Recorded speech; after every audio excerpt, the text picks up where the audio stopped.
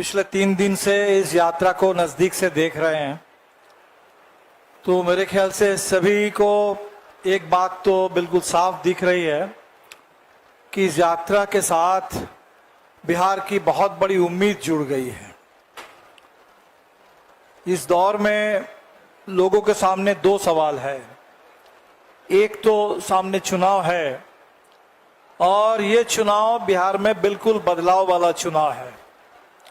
मैं आपको इस इलाके के बारे में थोड़ा बताऊं कि जिस नवादा में हम लोग अभी हैं, पिछले साल अक्टूबर महीने में इसी नवादा से हमने पटना तक एक 13 दिन की पदयात्रा की थी, 260 किलोमीटर।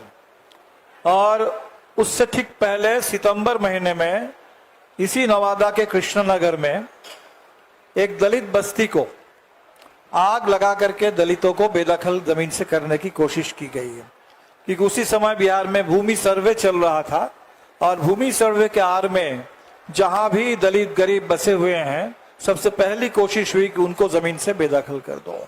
और उसी पृष्ठभूमि में हम लोगों ने पदयात्रा जब की तो हमने देखा कि नवादा में, गया में जबरदस्त दलितों में आक्रोश है।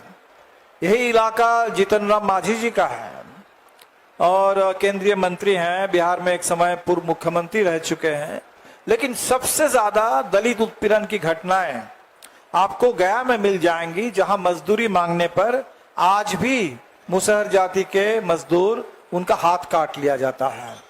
ये स्थिति यहाँ है और इसी के चलते बिहार में ये जो 20 साल बाद चुनाव अभी आ रहा था, ये चुनाव बिल्कुल तय था कि जो नारा बिहार के हर कोने से उठने लगा था कि बदलो सरकार, बदलो बिहार। बिहार में पिछले 20 साल से सरकार है, बातें बहुत हुई विकास की, न्याय के साथ विकास की, सुशासन की, लेकिन आज जो हकीकत है वो बिल्कुल उल्टा।